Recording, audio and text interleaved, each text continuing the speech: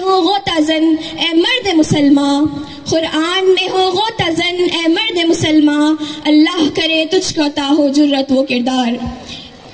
انہوں نے بقول ڈاکٹر عقیل ہاشمی اقبال کی شاعری نعرہ رندانہ نہیں بلکہ اس کا مقصد، ان کا آرٹ، ان کا تصوف سب ایک مقصد کے تابع ہے، اور وہ مقصد اسلامی تعلیم کی اشاعت، قرآن و حدیث کی ترویج اور حقیقی اسلامی معاشرت سکھانا ہے۔ مذہب، فلسفہ، تاریخ، تمدن اور دیگر علوم حاصل کرنے کے بعد بھی ان کی روح بے چین تھی۔ جس تسکین کی انہیں تلاش تھی اور جس حقیقت کی جستجو تھی وہ انہیں قرآن حکیم میں مل گئی۔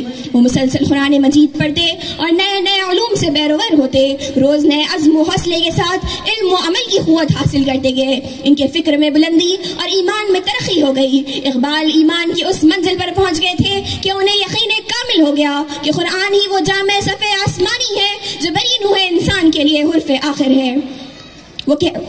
انہوں نے اپنے کلام میں درس قرآنی دیا ہے۔ دین اسلام کی تعلیم ان کے رگوں پہ میرج بس گئی تھی۔ ان کے پاس مرد مومن کا ذکر بارہا آتا ہے۔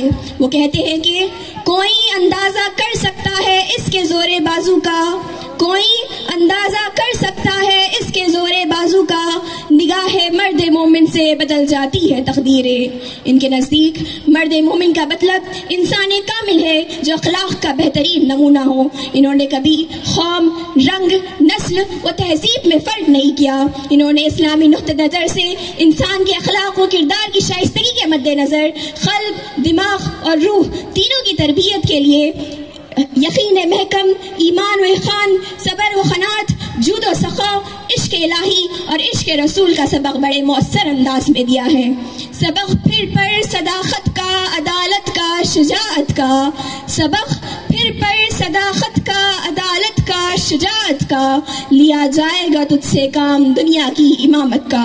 اقبال کی شاعری میں معزز الفاظ کا دریا بہتا ہوا معلوم ہوتا ہے۔ جس وقت وہ شاعری کرتے اس وقت ان پر ایک خاص کیفیت آئی رہتی۔ لوگوں کی فرمائش پر لکھنا ان کو پسند نہ تھا۔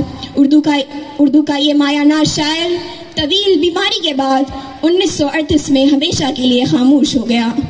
چھا گئی آشفتہ ہو کر وسعت افلاک پر، چھا گئی آشفتہ ہو کر وسعت افلاک پر، جس کو نادانی سے ہم سمجھتے تھے ایک مشت غبار۔ شکریہ۔